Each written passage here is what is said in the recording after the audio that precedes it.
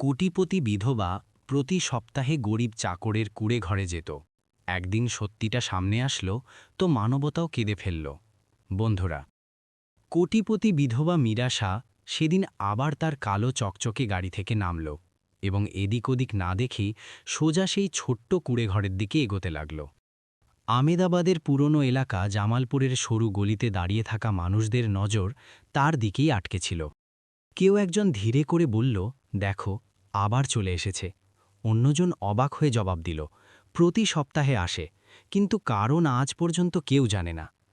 তৃতীয় লোকটি মাথা নেড়ে বলল, শহরের সবচেয়ে বড়লোক মহিলা আর এই গরিব লোকটির কুড়ে ঘর, নিশ্চয়ই কোনো বড় রহস্য আছে। মীরাশা এই সব কথা থেকে অজানা ছিল না, কিন্তু তিনি কখনো কারো দিকে মনোযোগ দেননি। তার চেহারা সব সময়কার মতোই শান্ত ছিল, কিন্তু তার চোখে এক গভীর ক্লান্তি আর ব্যথা লুকিয়ে থাকত। তিনি কুড়েঘরের সামনে এসে হালকা করে দরজা খটখট করলেন। ভেতরে কিছুক্ষণের জন্য নিস্তব্ধতা থাকল। তারপর কাঠের পুরনো দরজাটি ধীরে ধীরে খুলল। সামনে মহেন্দ্র দাঁড়িয়েছিল, সেই মহেন্দ্র যে একসময় সূর্যাংশু প্যালেসে কাজ করত, কিন্তু এখন এই সরু গলির কুড়েঘরে সাধারণ শ্রমিকের মতো জীবন কাটাচ্ছিল। দুজনেই কিছুক্ষণ না বলে একে অপরের দিকে তাকিয়ে থাকল।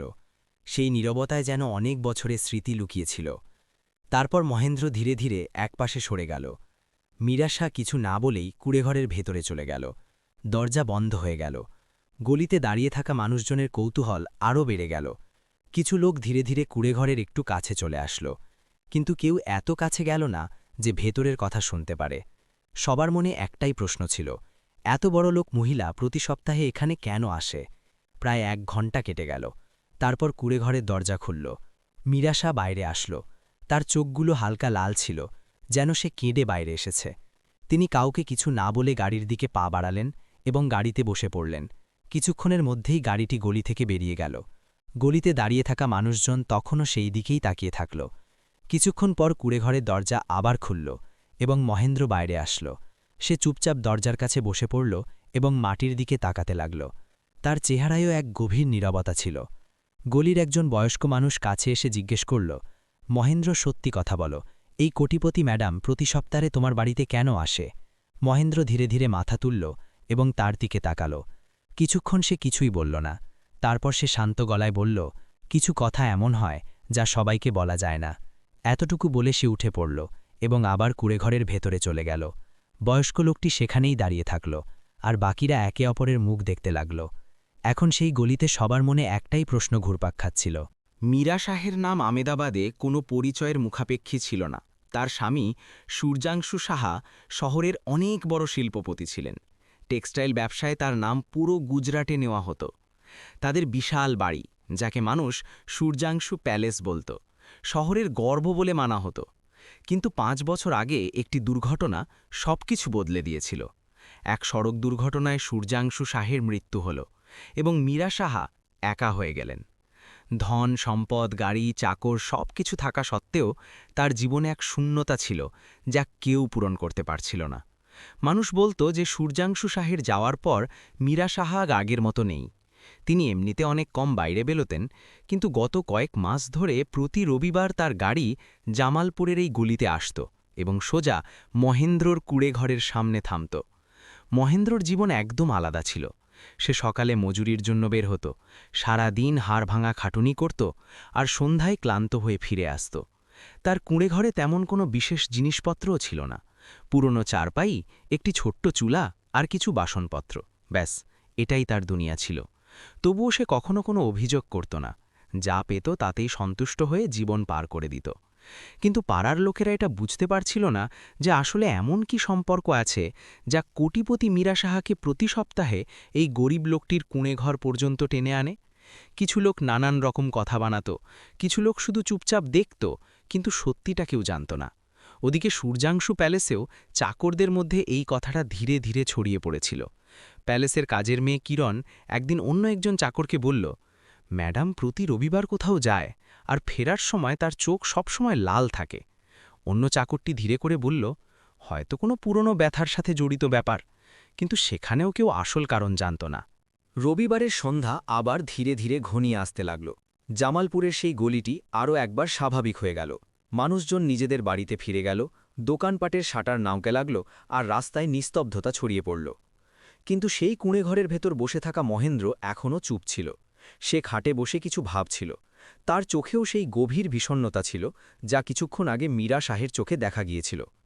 কিছুক্ষণ পর সে ধীরে ধীরে মাথা তুলল এবং কুঁড়েঘরের দেওয়ালে টাঙানো একটি পুরনো ছবির দিকে তাকাতে লাগল। সেই ছবিটি বেশ কয়েক বছরের পুরনো ছিল। ছবিতে সেই বিশাল বাড়িটি দেখা যাচ্ছিল, যাকে পুরো শহর সূর্যাংশু প্যালেস নামে জানত। মহেন্দ্র সেই ছবিটি দেখতে দেখতে দীর্ঘশ্বাস ফেলল। হয়তো তার মনেও পুরনো দিনের স্মৃতি আবার জেগে উঠেছিল। কারণ সত্যিটা এটাই ছিল যে তার আর মীরা শাহের গল্প আজকের ছিল না। সেই গল্প অনেক বছর আগে শুরু হয়েছিল। সেদিন যখন প্রথমবার মহেন্দ্র কাজের খোঁজে সেই বিশাল দরজার সামনে দাঁড়িয়েছিল, যাকে পুরো শহর সূর্যাংশু প্যালেস বলত, সেই সময় তার মনে ভয়ও ছিল, আবার আশাও ছিল। আমিদাবাদের মতো বড় শহরে সে একদমই নতুন ছিল। তার কাছে না কোনো পরিচয় ছিল আর না কোনো সাহায্য। গ্রামে বৃদ্ধ বাবার অসুস্থতা আর সংসারের দারিদ্র্য তাকে বাধ্য করেছিল যে সে শহরে এসে কাজ খুঁজবে। বেশ কয়েকদিন এদিক ওদিক ঘোরাঘুরির পর কেউ তাকে বলেছিল যে সূর্যাংশু শাহের প্যালেসে নতুন লোকদের কাজ জুটে যায়। সেই আশাতেই সে সেই বিশাল দরজা পর্যন্ত পৌঁছেছিল। সূর্যাংশু প্যালেসকে দেখেই তার পা কিছুক্ষণের জন্য থমকে গিয়েছিল। উঁচু দেওয়াল, বড় লোহার গেট আর ভেতরে দূর পর্যন্ত ছড়িয়ে থাকা বাগান, এসব দেখে তার মনে হল যেন সে অন্য কোনো দুনিয়াতেই চলে এসেছে। গেটের কাছে দাঁড়িয়ে থাকা গার্ড তাকে উপর থেকে নিচ পর্যন্ত দেখল আর জিজ্ঞেস করল, কি কাজ? মহেন্দ্র ইতস্তত করে বলল, সাহেব, কাজ চাই, যে কোনো কাজ করে নেব। গার্ড তাকে কিছুক্ষণ দেখল, তারপর ভেতরে ফোন করে কারো সাথে কথা বলল আর বলল, দাঁড়াও, ম্যানেজার সাহেবের কাছে জিজ্ঞেস করছি। কিছুক্ষণের মধ্যেই প্যালেসের ভেতর থেকে একজন লোক বাইরে আসলো। সে প্যালেসের ম্যানেজার ছিল। সে মহেন্দ্রকে কিছু প্রশ্ন জিজ্ঞেস করল। কোথা থেকে এসেছ, কি কাজ করতে পারো, আগে কোথায় কাজ করেছ? মহেন্দ্র সত্যি সত্যি সব বলে দিল। তার সরলতা আর সোজা কথা ম্যানেজারের পছন্দ হয়ে গেল। সে বলল, ঠিক আছে, এখন ড্রাইভারের দরকার আছে। যদি ঠিকমতো কাজ করো তাহলে এখানেই থেকে যেতে পারো। মহেন্দ্রর চেহারায় প্রথমবারের মতো হালকা হাসি ফুটে উঠল। তার মনে হলো যেন তার জীবনের সবচেয়ে বড় চিন্তা ওই মুহূর্তেই শেষ হয়ে গেল। কয়েকদিনের মধ্যেই মহেন্দ্র প্যালেসের কাজকর্মে মানিয়ে নিল। সে সময়ের খুব পাবন্দ ছিল আর নিজের কাজ সততার সাথে করত। ধীরে ধীরে প্যালেসের বাকি চাকরেরাও তাকে পছন্দ করতে শুরু করল। সবচেয়ে বড় কথা এটাই ছিল যে সে কখনো কারো সাথে উঁচু গলায় কথা বলতো না। যে কাজ পেত চুপচাপ করে দিত। এই কারণেই খুব অল্প সময়ের মধ্যে তার ভাবমূর্তি একজন বিশ্বস্ত মানুষের মতো হয়ে গেল। সে প্রথমবারের মতো মীরা শাহকে তখন দেখল যখন সে সকালে প্যালেসের বাইরে গাড়ি প্রস্তুত করছিল। মীরা শাহ সিঁড়ি থেকে নিচে নামলেন এবং সোজা গাড়ির দিকে এগোলেন। সে সময় মহেন্দ্র মাথা নিচু করে দরজা খুলে দিল। মীরা শাহ শুধু এক নজর তার দিকে দেখলেন আর গাড়িতে বসে পড়লেন। সেই মুহূর্তটি মহেন্দ্রর কাছে একদমই সাধারণ ছিল, কিন্তু সে অনুভব করল যে এই বাড়ির মালকিনের চেহারা খুব শান্ত হওয়ার পরও কোথাও না কোথাও উদাস থাকত। ধীরে ধীরে সময় কাটতে লাগল। মহেন্দ্র প্যালেসে কাজ করতে থাকল এবং নিজের দায়িত্ব পালন করতে থাকল। সূর্যাংশু শাহ বেশ কয়েকবার তার কাজে খুশি হয়ে তার প্রশংসা করেছিলেন। একদিন তিনি হাসতে হাসতে বলেছিলেন, মহেন্দ্র, তুমি খুব বিশ্বস্ত মানুষ, এমন লোক কম পাওয়া যায়। সেদিন মহেন্দ্রর প্রথমবারের মতো মনে হল যে তার পরিশ্রম সত্যিকারও কাজে আসছে। প্যালেসের জীবন বাইরের দুনিয়া থেকে একদম আলাদা ছিল। বড় বড় মেহমান আসত, দামি অনুষ্ঠান হতো, আর প্রায়ই শহরের বড় বড় মানুষদের সেখানে দেখা যেত। কিন্তু সেই চাকচিক্যের মাঝেও মহেন্দ্র সব সময় নিজের কাজেই লেগে থাকত। তার না ওই দুনিয়া থেকে কোনো লোভ ছিল, আর না সে নিজেকে ওই পরিবেশের অংশ মনে করত। এক সন্ধ্যার কথা, সূর্যাংশু শাহকে শহরের একটি বড় অনুষ্ঠানে যেতে হবে। মহেন্দ্র গাড়ি তৈরি করে গেটের কাছে দাঁড়িয়েছিল। কিছুক্ষণের মধ্যেই সূর্যাংশু শাহ আর মীরা শাহ বাইরে আসলেন আর গাড়িতে বসে পড়লেন। গাড়ি শহরের রাস্তায় এগোতে লাগল। সবকিছু স্বাভাবিক ছিল। রাস্তায় হালকা জ্যাম ছিল আর আবহাওয়াও পরিষ্কার ছিল। কিন্তু হঠাৎ সামনে থেকে তীব্র গতিতে আসা একটি ট্রাক সবকিছু বদলে দিল। মহেন্দ্র যেই ট্রাকটিকে নিজের দিকে আসতে দেখল, সে সাথে সাথে ব্রেক কষল আর গাড়িটি ঘোরানোর চেষ্টা করল। সবকিছু কয়েক সেকেন্ডের মধ্যেই ঘটে গেল। গাড়ি রাস্তার ধারে গিয়ে জোরে ধাক্কা খেল। জোর শব্দ হলো আর চারদিকে হুড়োহুড়ি পড়ে গেল। কিছুক্ষণের জন্য সবকিছু একদম শান্ত হয়ে গেল। মহেন্দ্র ব্যথা থাকা সত্ত্বেও নিজেকে সামলালো আর সাথে সাথে পেছনে ঘুরে দেখল সূর্যাংশু শাহ খুব খারাপভাবে আহত হয়ে পড়েছিলেন। মীরাশাও ঘাবড়ে গিয়েছিলেন। সেই মুহূর্তে মহেন্দ্র 1 সেকেন্ড না ভেবেই দরজা খুলল আর বাইরে বেরিয়ে আসলো। সে সাহায্যের জন্য মানুষদের ডাকল আর সাথে সাথে অ্যাম্বুলেন্স ডাকার চেষ্টা করল। কিছুক্ষণের মধ্যেই আশেপাশের মানুষজনও জড়ো হয়ে গেল। কোনোভাবে সবাইকে হাসপাতালে পৌঁছানো হলো। সেই রাত পুরো প্যালেসের জন্য অনেক ভারী প্রমাণ হলো। ডাক্তাররা পুরোপুরি চেষ্টা করল, কিন্তু কয়েক ঘন্টা পর খবর আসলো যে সূর্যাংশু শাহ আর এই দুনিয়ায় নেই। সেই খবর সবকিছু বদলে দিল। সূর্যাংশু প্যালেসের জৌলুস যেন এক মুহূর্তেই ফিকে হয়ে গেল। মীরা শাহের জন্য সেটা সবচেয়ে বড় ধাক্কা ছিল। যে জীবনে এখন পর্যন্ত সবকিছু সুরক্ষিত আর স্থির ছিল, তা হঠাৎ করে শূন্য হয়ে গেল।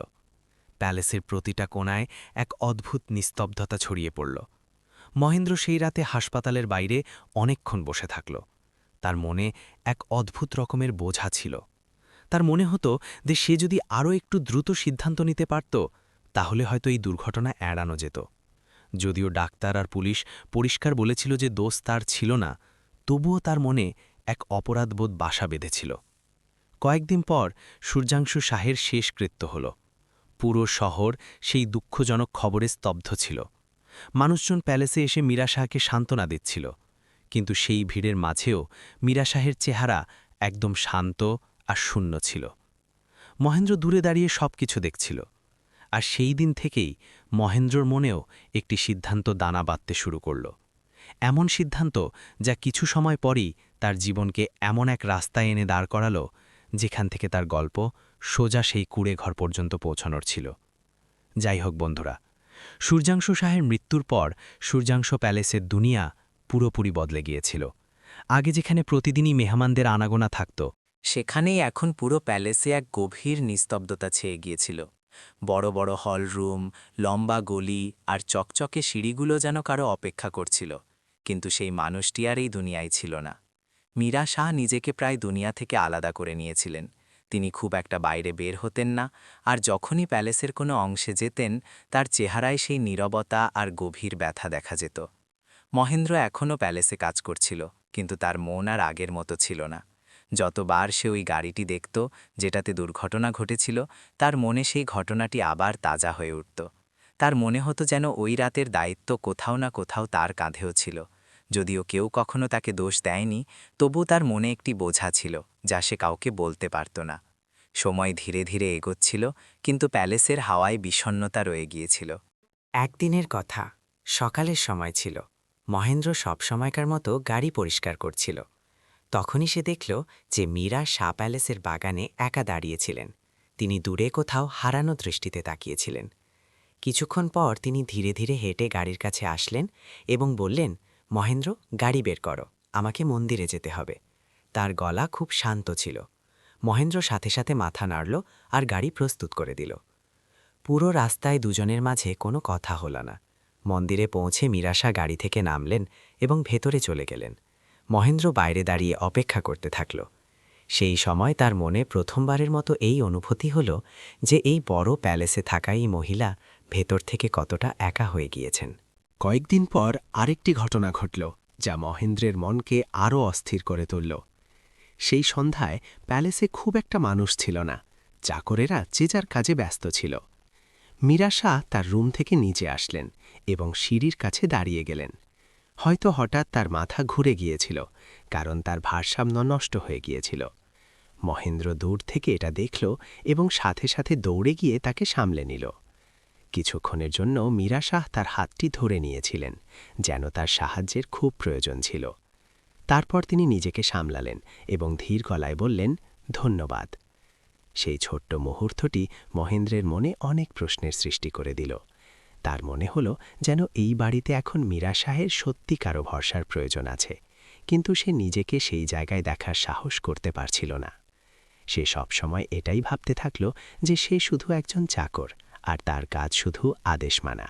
সময় কাটতে লাগল। ধীরে ধীরে প্যালেসের জীবন আবার স্বাভাবিক হতে শুরু করল। কিন্তু মীরা শাহের জীবনের শূন্যতা কম হল না। একদিন সন্ধ্যায় মহেন্দ্র প্যালেসের পেছনের অংশে বসেছিল। সে অনেকক্ষণ ধরে চুপচাপ ভাবছিল। তার মনে একটাই প্রশ্ন ঘুরছিল, সে কি এই জায়গায় থেকেই সত্যি ঠিক কাজ করছে? ওই রাতেই সে একটি সিদ্ধান্ত নিল। পরের দিন সকালে সে ম্যানেজারের কাছে গেল এবং বলল, সাহেব, আমি আর এখানে কাজ করতে পারব না। ম্যানেজার অবাক হয়ে জিজ্ঞেস করল, কেন, কোনো সমস্যা আছে? মহেন্দ্র শুধু এতটুকুই বলল, কিছু ব্যক্তিগত কারণ আছে। ম্যানেজার তাকে বোঝানোর চেষ্টা করল, কিন্তু মহেন্দ্র তার সিদ্ধান্তে অটল থাকল। কিছুক্ষণ পর এই খবর মীরা শাহ পর্যন্তও পৌঁছে গেল। তিনি মহেন্দ্রকে ডাকলেন। সে যখন তার সামনে পৌঁছাল তো কিছুক্ষণ রুমে নিস্তব্ধতা বিরাজ করছিল।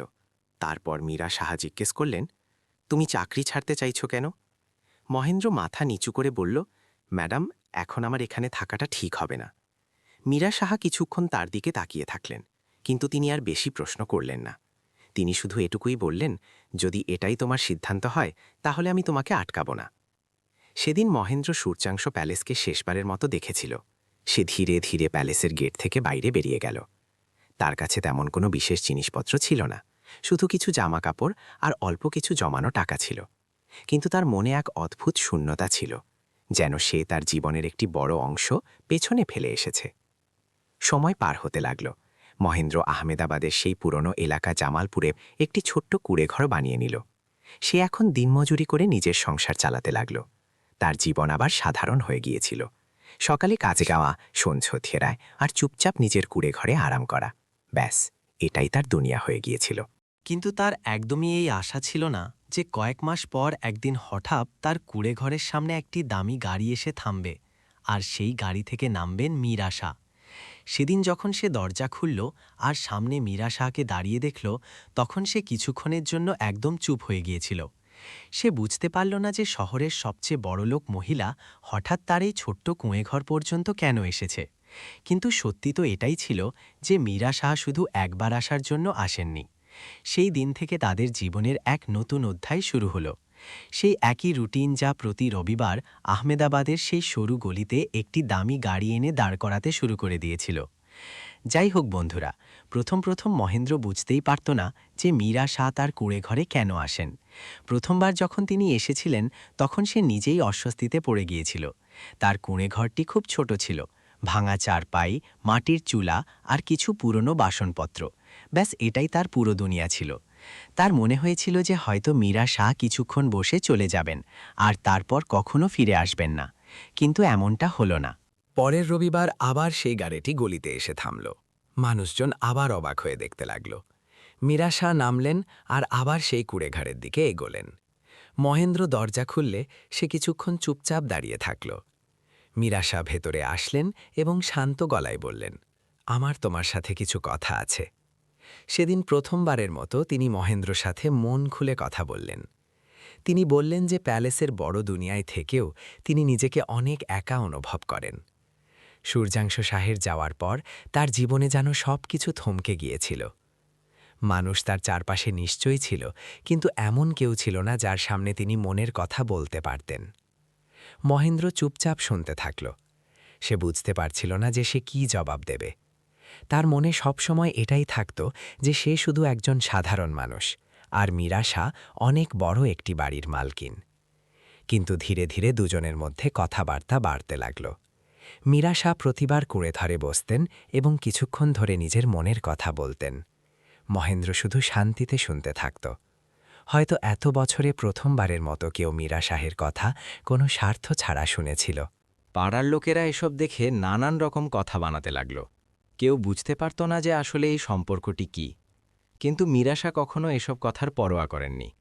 তার কাছে ওই কুঁড়েঘরটি এখন এমন একটি জায়গা হয়ে গিয়েছিল যেখানে তিনি একটু শান্তি পেতেন। মহেন্দ্রও এখন ধীরে ধীরে স্বাভাবিক হয়ে গিয়েছিল। সে মীরা শাহের আশাতে চা বানিয়ে দিত আর দুজনে কিছুক্ষণ কথা বলত। তাদের মাঝে কোনো কৃত্রিমতা ছিল না, শুধু খাঁটি মানবতা ছিল। একদিনের কথা, সেদিন মীরা শাহ সবসময়কার চেয়ে একটু বেশি সময় ধরে কুঁড়েঘরে বসে থাকলেন। বাইরে গলিতে দাঁড়িয়ে থাকা মানুষজনও কৌতূহলের সাথে এসব দেখছিল। কিছুক্ষণের নীরবতার পর মীরা শাহ মহেন্দ্রর দিকে তাকালেন আর বললেন, মহেন্দ্র, তোমার কি কখনো এমন মনে হয় যে মানুষের জীবন শুধু একাকিত্বের জন্য তৈরি হয়নি? মহেন্দ্র তার দিকে তাকালো, কিন্তু কিছু বলল না। মীরা সাহা আরও বললেন, এত বড় প্যালেসে থেকেও আমি প্রতিদিন নিজেকে আরও একা অনুভব করি। কিছুক্ষণের জন্য কুঁড়েঘরে নিস্তব্ধতা ছেয়ে গেল। তারপর মীরা সাহা ধীরে করে বললেন, তোমার সাথে বসে আমি শান্তি পাই। হয়তো এই কারণেই আমি বারবার এখানে চলে আসি। এই কথা শুনে মহেন্দ্র কিছুক্ষণ চুপ থাকল। তার মনে অনেকগুলো অনুভূতি একসাথে জেগে উঠছিল। সে বুঝতে পারছিল না যে কি বলা ঠিক হবে। তারপর সে ধীরে করে বলল, ম্যাডাম, আপনি অনেক বড় মাপের মানুষ। আমি একজন সাধারণ শ্রমিক। আমাদের দুনিয়া একদম আলাদা। মীরা সাহা হালকা করে হাসলেন। তিনি শান্ত গলায় বললেন, দুনিয়া আলাদা হতে পারে, কিন্তু মানবতা তো একটাই হয়। সেদিনের পর কিছু একটা বদলে গিয়েছিল। দুজনের মাঝে এক না বলা বিশ্বাস তৈরি হয়ে গেল। এখন মীরা সাহা প্রতি রবিবার কোনো দ্বিধা ছাড়াই কুঁড়েঘরে আসতেন, আর মহেন্দ্র তার সাথে মন খুলে কথা বলতে লাগল। কিন্তু গলির লোকদের কথাও ধীরে ধীরে বেড়ে যাচ্ছিল। একদিন কিছু লোক কুঁড়েঘরের বাইরে দাঁড়িয়ে ফিসফিস করতে লাগল। হয়তো তাদের মনে হলো যে এবার সত্যিটা জানার সময় এসে গেছে। সেই দিনই মীরা শাহ কুঁড়েঘর তিলিয়ে বাইরে বেরোলেন। তো গলিতে অনেক মানুষ দাঁড়িয়েছিল। সবার নজর তার দিকেই ছিল।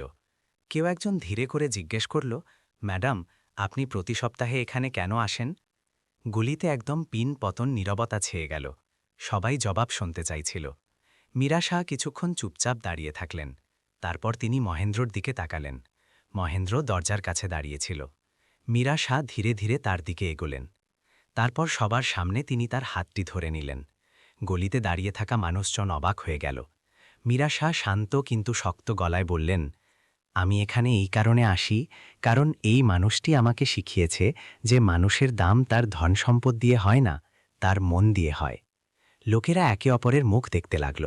তারপর মীরা শাহ আরও বললেন, আমি অনেক ভেবেছি, এই বড় প্যালেসে থেকেও আমি একা, কিন্তু এই মানুষটির মনে সততা আছে, আর আমি এখন আর একা থাকতে চাই না।